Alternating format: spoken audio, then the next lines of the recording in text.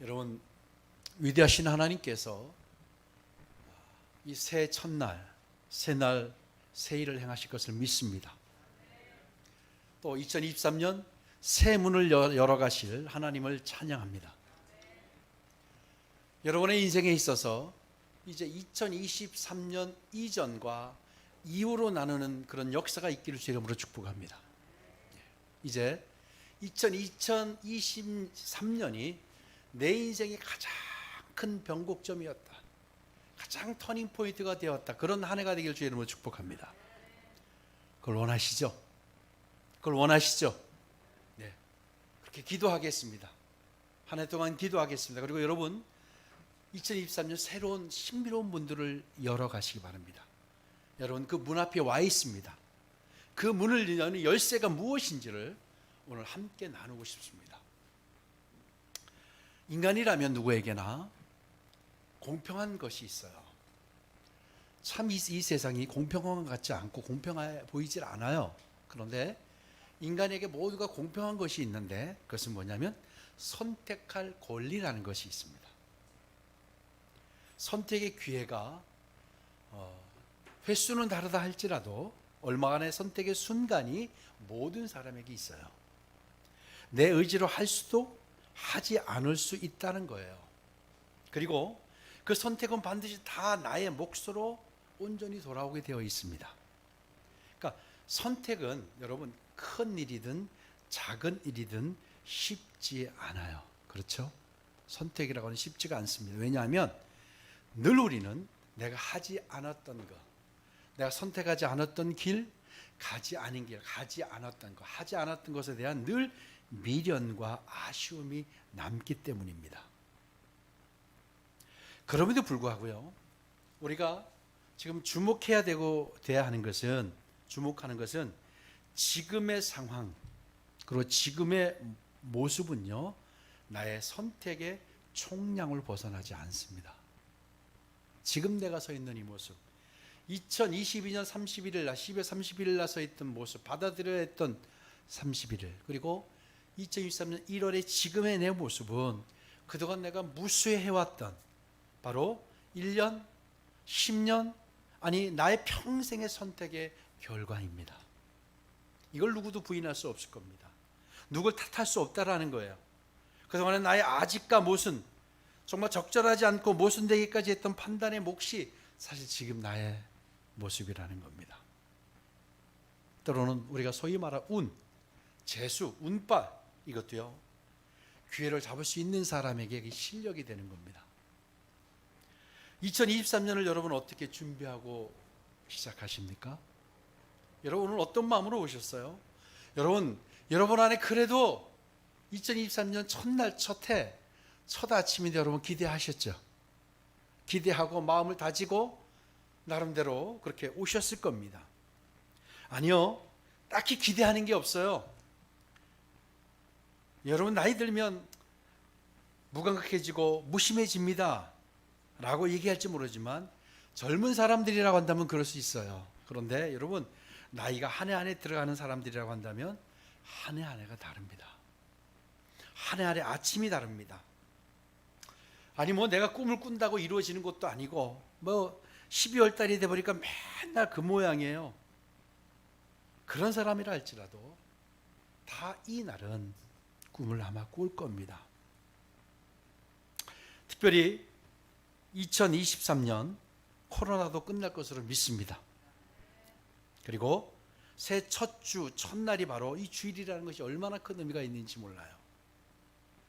여러분, 첫 시간부터 새롭게 하실 하나님을 기대하셔도 좋습니다. 그리고 새로운 시즌을 열어가시는 주님께서 우리를 들어 쓰시겠다고 오늘 말씀하십니다. 함께 위대한 여정을 시작하십시다. 하나님께서 위대한 여정을 같이 하자고 손을 내미십니다. 정말 하찮은 존재인 난데 하나님이 오늘도 우리를 초청하시려고 합니다. 그리고 함께 동역하자고 또 하십니다. 감사한 일이죠. 나를 둘러볼 때 좀 뭐 하나 제대로 하는 것 없는 사람인데 하나님은 또 오늘도 손을 내미시고 2023년을 또 기대하고 계신다는 거예요. 그래서 오늘 저는 함께 정말로 좀 거친 삶을 살아왔던 한 사람의 인생을 통해서 바로 그 인생, 그 사람의 인생의 변곡점이 되었던 한 사건을 우리가 좀 나누어 보려고 합니다. 그가 바로 너무나도 여러분 잘 아시는 베드로라는 사람이에요. 오늘 이 사건이요, 그의 인생을 바꿔놓았습니다. 베드로가 어떻게 주님의 눈에 들었을까? 저는 오늘 이 말씀을 보면서 베드로가 어떻게 주님의 눈에 들었을까? 그리고 그가 어떻게 쓰임을 받았을까?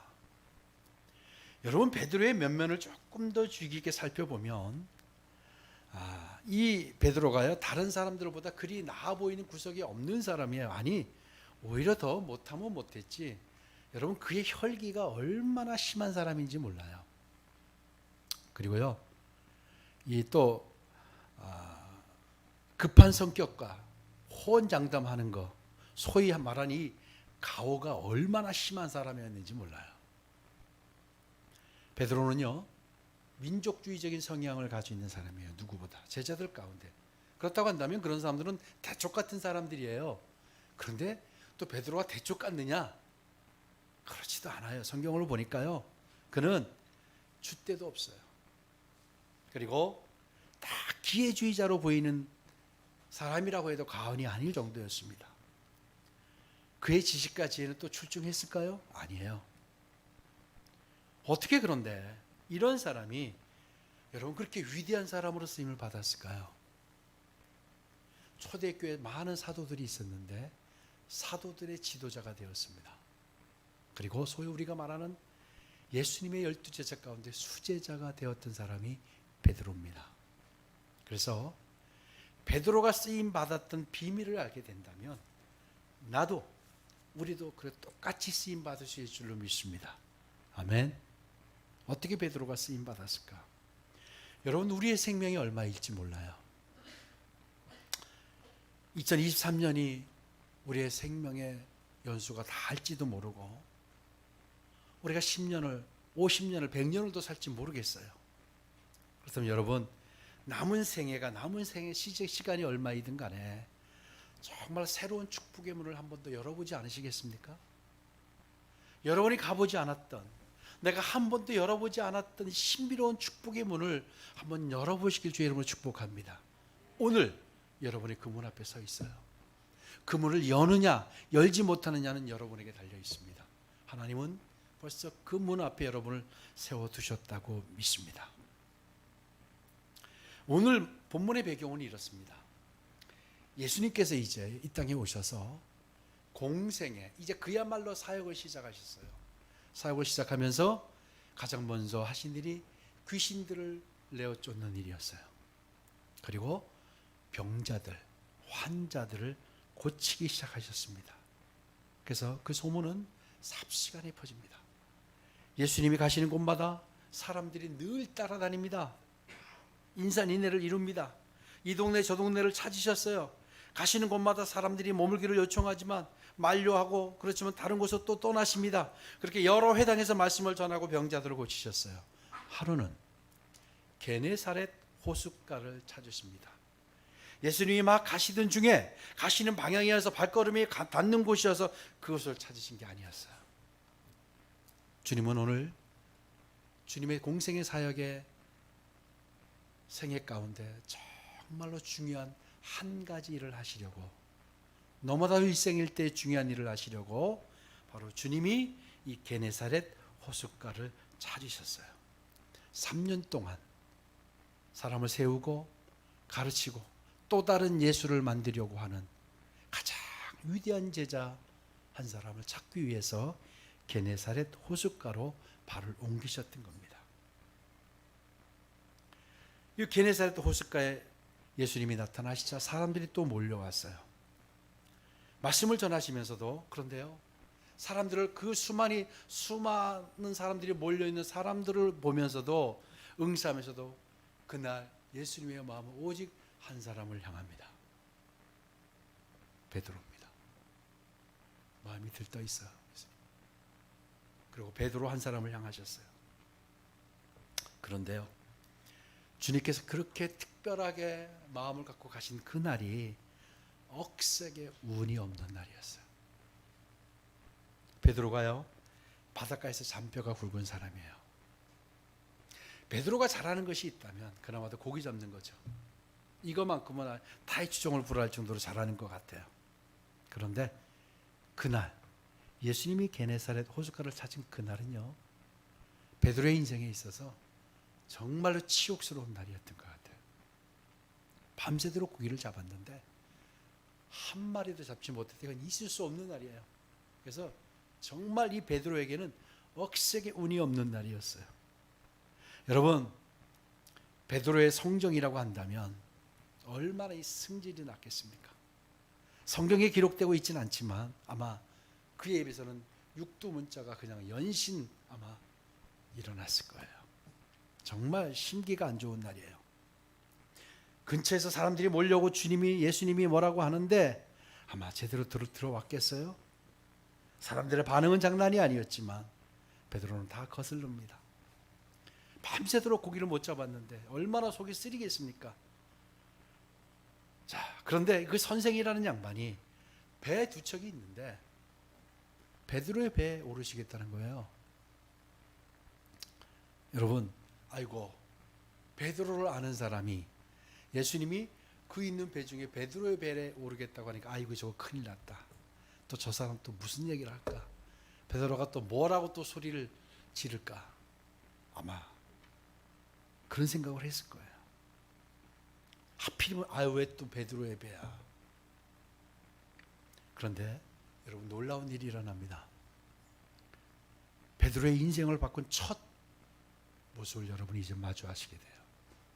베드로가요, 예수님이 그 베드로의 배에 오르자고 하니까 베드로가 뭐라고 그러냐면, 아니 왜 제 배입니까? 왜 납니까? 왜 내 배입니까? 라고 하지 않았다라는 거예요. 베드로가 위대한 사도의 길을 들어서게 된 가장 첫 관문이 뭐였냐면, 왜 납니까? 왜 접니까? 라고 하지 않았다라는 거예요. 그 상황이 어떠하든 왜 납니까? 여러분, 오늘은 베드로를 건드리면 안 되는 날이에요. 그렇죠? 아니 다른 배도 있는데 왜 내 배입니까? 그런데 베드로가 그날 그 얘기를 하지 않아요. 여러분, 바로 이 지점입니다. 말도 안 되는 상황, 고기는 잡지 못했고 그나마 내일을 위해 그물 손질을 막 끝내갈 때예요. 마음을 사귀고 내일을 어떻게 준비하고 내일을 기대하고, 그런데 느닷없는 선생의 말이 왜 내 배에 오른다는 거야, 왜 나야 하지 않았다는 거예요. 여러분, 주님의 축복의 문을 여는 첫 관문은 바로 이거예요. 왜 지금입니까? 왜 납니까? 왜 내 배입니까? 라고 하지 않는 거예요. 아멘. 왜 나예요? 왜 지금입니까? 하지 않았다라는 거예요.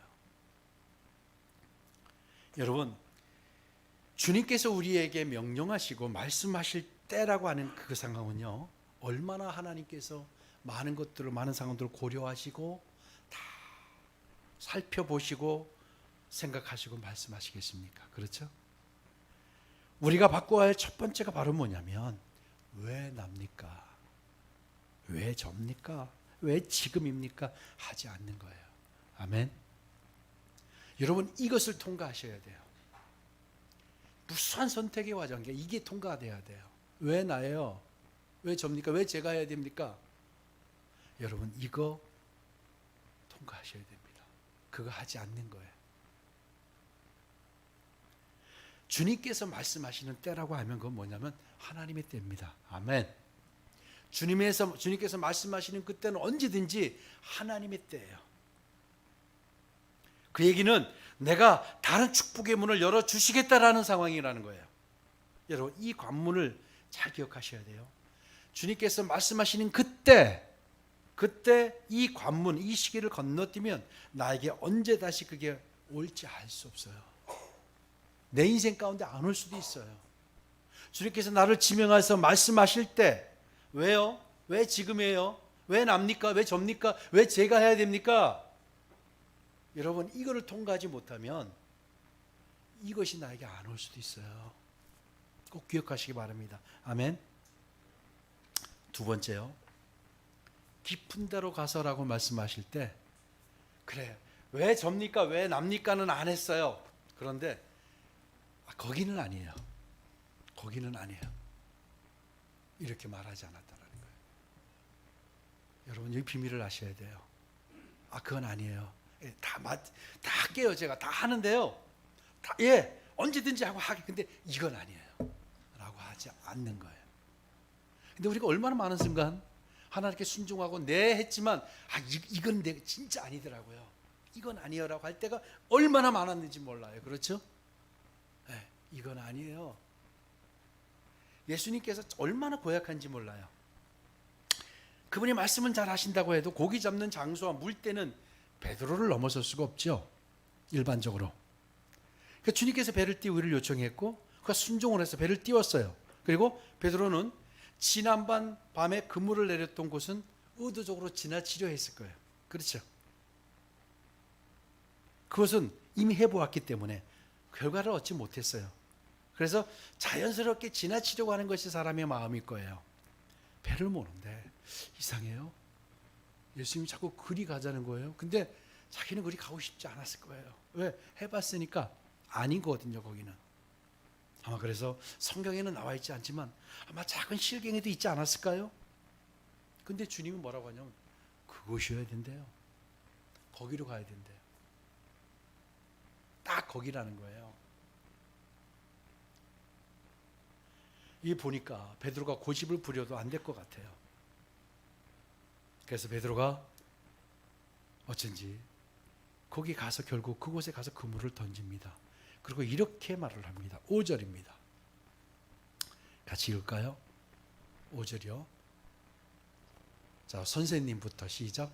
선생님, 우리들이 밤이 새도록 수고하였으되 잡은 것이 없지만은 말씀에 의지하여 내가 그물을 내리리다. 아멘. 내가 잡은 것이 없지만은 말씀에 의지하여 내가 그물을 내리리다. 아멘. 잡은 것이 없지만은 이 무슨 의미일까요? 속된 말로 제가 장을 지지는데요. 여기는 아니에요. 제 경험상 여기는 고기 못 잡아요. 그런데 그거 제가 내려놓고 말씀에 의지하여 제가 던질게요. 말씀에 의지해 던질게요. 물때, 시간대 이거 필요 없고 제가 다 어쨌든 제 경험, 제 지식 다 포기하고 한번 던져볼게요. 여러분 이와 유사한 일을 구약 성경에서 볼 수 있어요. 열왕기상 17장에 보면 시돈 땅이라는 곳이 있습니다. 시돈 땅에 사르밧이라는 여인이 있어요. 과부가 있어요. 하나님께서 엘리야 선지자에게 시돈으로 가라. 시돈에 속한 사르밧으로 가서 한 사르밧 과부에게 그가 준비한 떡을 가서 먹어라 라고 명령을 했어요. 이때는 기근이 심해서 먹을 것이 없는 때였어요. 마침 시돈으로 갔더니 한 과부가, 하나님께 지시하신 그 과부가 나뭇가지를 줍고 있어요. 왜요? 이제 자신에게 가족에게 남은 양식이 한 움큼밖에 없어요. 이 양식을 나무를 주워다가 밥을 해먹고 아들과 내가 죽으려고 마지막 만찬이에요. 그것을 하려고 이제 나무를 줍고 있는데 엘리야가 어떤 선지자가 나타나서 밥을 해오라는 거예요. 내가 배고프니까 떡을 해오라는 거예요. 여러분 이거 얼마나 기가 막힌 일입니까? 여러분이 그 여인이라고 과부라고 생각해 보세요. 이건 기가 찰 노릇이에요. 먹고 죽을 것도 없어요. 근데 그나마 마지막 남은 다 그거 보았더니 그 남은 거 정말 이제 이거라도 먹고 내 마지막 생을 마감하겠다. 그런데 엘리야가 나타나서 떡을 해오라는 거예요. 떡을 나한테 먼저 해주고 너희가 먹어라. 죽겠다고 결심한 사람에게 내가 배가 고프니까 떡을 해오라 이 말이에요. 과부가 어떻게 해야 됩니까? 어떻게 해야 돼? 여러분이라면 성격 좋은 여러분이면 어떻게 하시겠어요? 네, 해다 드릴게요. 그렇게 할 수 있으시겠어요? 정말 터지는 이야기잖아요. 엘리야는 과부에게 명령하면서 이렇게 말을 합니다. 여기 비밀이 있습니다. 열왕기상 17장 13절 14절을 같이 읽습니다. 시작. 엘리야가 그에게 이르되 두려워하지 말고 가서 내 말대로 하려니와 먼저 그것으로 나를 위하여 작은 떡 한 개를 만들어 내게로 가져오고 그 후에 너와 네 아들을 위하여 만들라. 이스라엘의 하나님 여호와의 말씀이 나 여호와가 비를 지면에 내리는 날까지 그 통의 가루가 떨어지지 아니하고 그 병의 기름이 없어지지 아니하리라. 아멘. 13절 다시 보실까요? 뭐라고 그랬어요? 두려워하지 마라. 내 말에 놀라지 마라. 두려워하지 말고 가서 내 말대로 해. 그런데 뭐라고 그랬어요? 먹고 살 것도 없어요. 죽으려고 하는 마지막 양식은 뭐라고 그랬어요?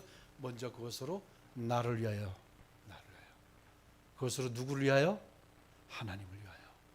그리고 나머지를 너 아들과 같이 먹으라는 거예요. 여러분, 이 순서가 잘못되면 안 돼요. 여러분 정말로 승리한 삶을 원하신다면 이 순서가 잘못되면 안 돼요. 내가 먹을 거 다 먹고 챙겨놓고 나머지 하나님께 드리는 거 아니에요. 이게 잘못되면요, 여러분, 우리가 첫 단추를 잘못 깨면 어떻게 돼요?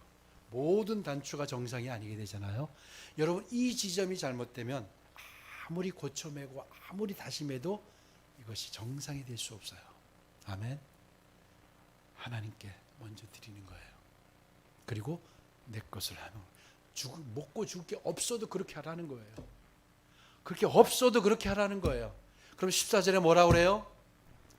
이스라엘 하나님 여호와의 말씀이 그렇게 하면 비를 지면에 내리는 날까지 그 통의 가루가 떨어지지 아니하고 그 병의 기름이 없어지지 아니하리라. 아멘. 이 말을 듣고요, 과부가 달려가 생애 마지막 음식을 만들어요. 엘리야의 말씀 말에 순종한 것을 보면 과부 역시 신실한 사람이었던 것 같아요. 그렇다면 그 신실한 사람이었음에도 불구하고 죽을 상황까지 이르게 되었다면 하나님께 불평과 불만이 어떻게 없을 수가 있겠습니까? 그렇죠?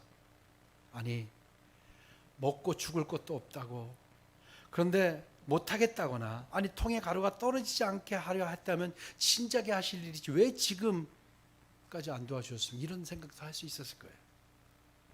그런데 그 과부가요, 달려가서 그 길로 원망도 불평도 분통도 드러내지 않고 말씀에 따릅니다. 따를 수 없는 상황이에요. 베드로도 마찬가지였어요. 그런데 어떤 일이 벌어졌는지 아세요? 열왕기상 17장 15절 16절 우리 큰 소리로 같이 읽겠습니다. 시작. 그가 가서 엘리야의 말대로 하였더니 그와 엘리야와 그의 식구가 여러 날 먹었으나 여호와께서 엘리야를 통하여 하신 말씀같이 통의 가루가 떨어지지 아니하고 병의 기름이 없어지지 아니하니라. 아멘. 이 역사가 여러분 가운데 2023년 일어나게 주의 이름으로 축복합니다. 베드로와 사르밧 과부는 똑같이 자신의 경험과 상황을 드러내지 않았어요. 자신의 지식도 내세우지 않았어요. 상황을 설득해 보려고 하지 않았어요. 합리적이라고 하면서 설득하지 않았어요. 오직 하는 것은 순종합니다. 여러분, 이거 배우셔야 돼요. 현실에 부합되지 않고 가능성이 보이지도 않고 실수할 것이 결과가 뻔해 보여도 그대로 따르는 거. 하나님은 여러분 이런 자를 원하시는 거예요. 똑똑하고 지혜롭고 잘나서 자꾸 하나님과 견주어 보고 계산해 보고 두드려 보고 이런 자를 원하는 게 아니라 하나님은 그냥 말씀하시는 거 따르는 자를 원하는 거예요. 아멘. 상황이 어떠하든, 내가 지금 여건이 어떠하든 주님께서 가장 기대하시는 사람이 바로 이런 사람입니다. 하나님은 그런 사람들만 골라서 쓰세요. 절대 하나님은 그런 사람들만 골라서 쓰셨더라고요. 세 번째, 베드로의 순종이 어떤 결과를 가져왔는지 우리 한번 봅시다. 베드로의 순종은요, 어떤 결과였는지 아세요? 한마디로 말하면 감당하지 못할 결과를 받아들이게 됩니다. 여러분 2023년도 감당하지 못할 결과를 받아들이시길 주의 이름으로 축복합니다. 2023년에 제가 어느 해보다도 제가 감당할 수 없는 은혜가 있었어요. 그런 한 해가 되길 주의 이름으로 축복합니다.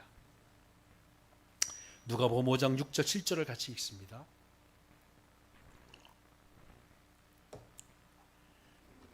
시작. 그렇게 하니 고기를 잡은 것이 심히 많아 그물이 찢어지는지라. 이에 다른 배에 있는 동무들에게 손짓하여 와서 도와달라 하니 그들이 와서 두 배의 채움에 잠기게 되었더라. 아멘. 밤새 잡지 못했던 일이 그 동일한 장소에서 그물이 찢어질 만큼의 고기를 잡게 되었어요. 뭘 의미합니까?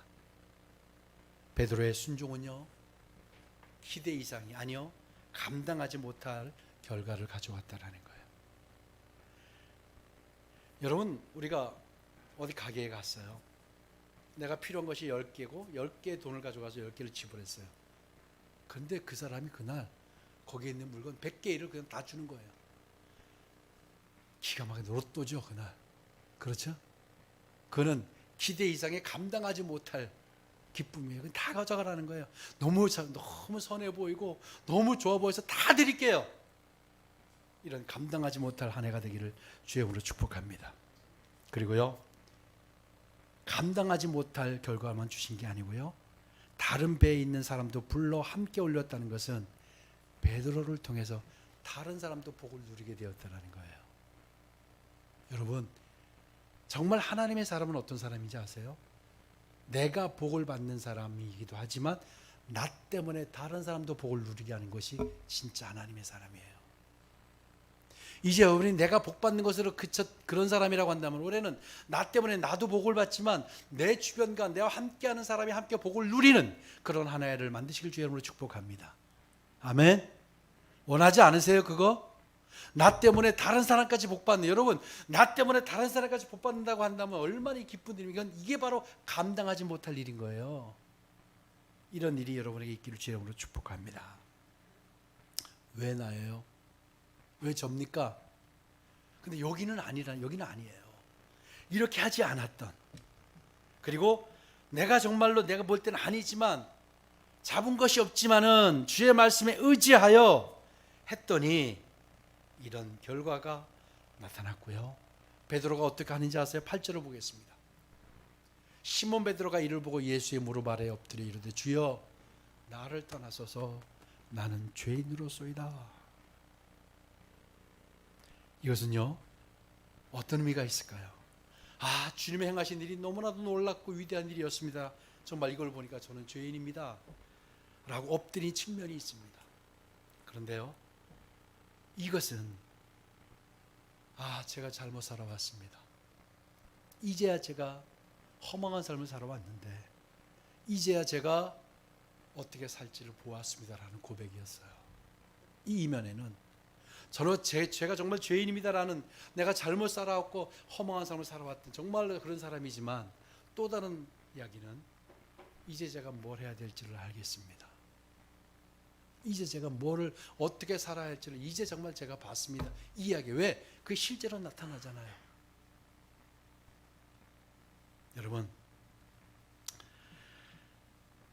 예수님의 선택이 틀리지 않았죠. 예수님이 게네사렛 호수로 간 그 선택이 틀리지 않았어요.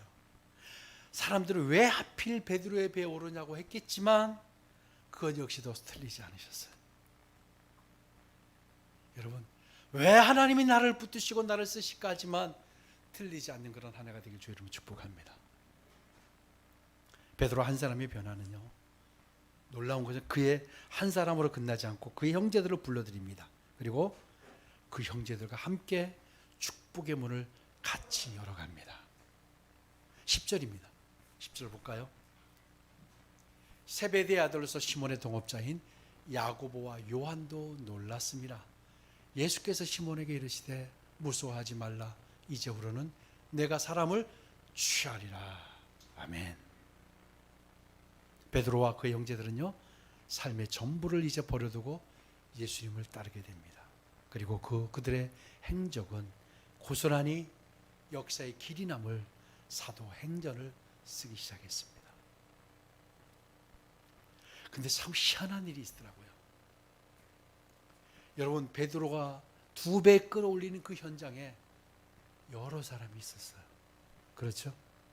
그런데 성경은 베드로와 야고보와 요한 외에는 다른 사람에 대해서 언급하지 않아요. 왜? 그들은 기적을 보았고 흥분했고 소리쳤지만 그들의 삶이 변하지 않았던 거예요. 그러나 그 현장에 있었던 베드로와 야고보와 요한은 그의 삶이 완전히 다른 삶을 시작했다라는 겁니다. 왜 그랬을까요?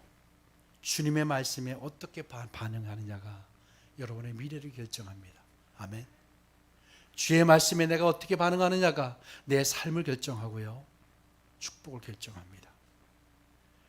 여러분이 이제 2023년 어떻게 살아갈지를 분명히 하나님이 제시하셨어요. 왜 납니까? 왜 저예요? 하지 않는 거예요. 아멘. 왜 제가 해야 돼요? 저분이 해도 되는데 저분이 왜 꼭 제가 해야 돼요? 이런 분들 절대 첫 단추를 못 엽니다. 이런 분은요 평생 못 열어요. 여러분 이거 아셔야 돼요.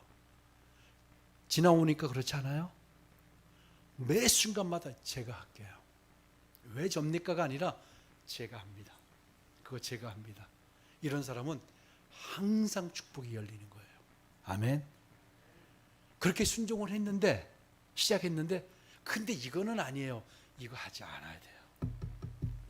예, 다 제가 할게요. 다 하는데 이거는 제가 안 해. 이거는 아니에요. 이거 안 하는 거예요. 아멘. 이거 여러분 이것도 통과하셔야 돼요. 근데 주님은 꼭 그거 하라는 거잖아요. 그거 버리라고 하잖아요. 제가 하나님 다 사랑할게요. 다 용서할게요. 근데 저 사람은 안 돼요.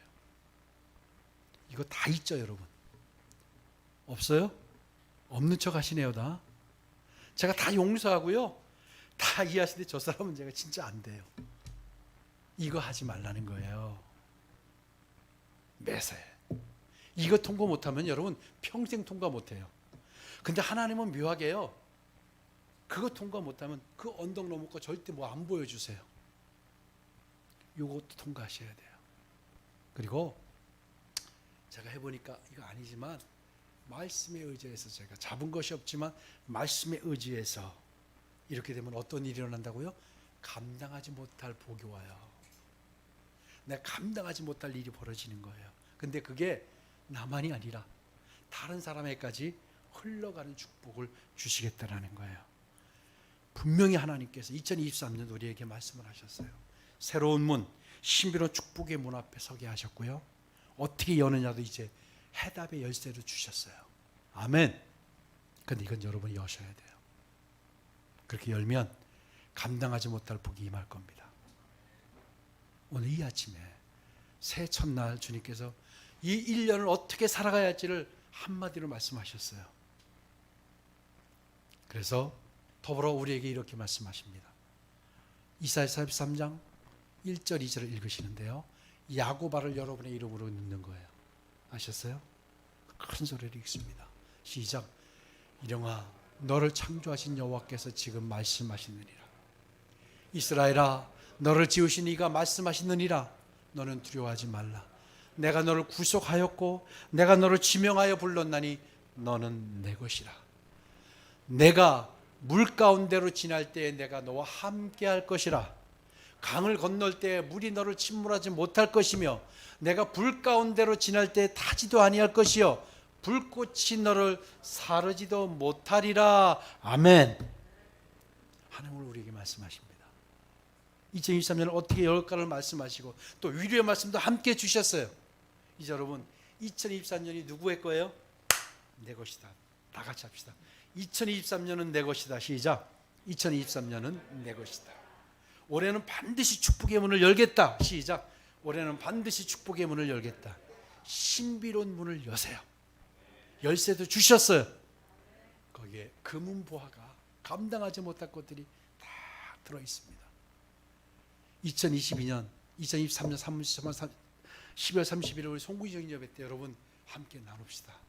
간증하는 시간이 있으면 좋겠어요. 이번 송구정 예배는 그렇게 열라고 하셨는데 열었더니요 거기에 이런 게 있더라고요. 권사님 아셨어요? 꼭 간증하세요. 간증하세요. 우리 안수 집사님들 간증하세요. 여러분 꼭 제가 간증시킬 겁니다. 준비하고 계세요. 예수집사님 알았어요? 네. 그렇게 해서 가득 담아보세요. 빈손이 아니고 올해는 이 담을 들 수 없을 만큼의 감당할 수 없을 만큼의 복을 여러분 다 들어주십시오. 그리고 흘려보내시고 그런 한 해 시작됩니다. 세일이 시작됩니다. 우리 시작된 내 같이 찬양 한번 합시다.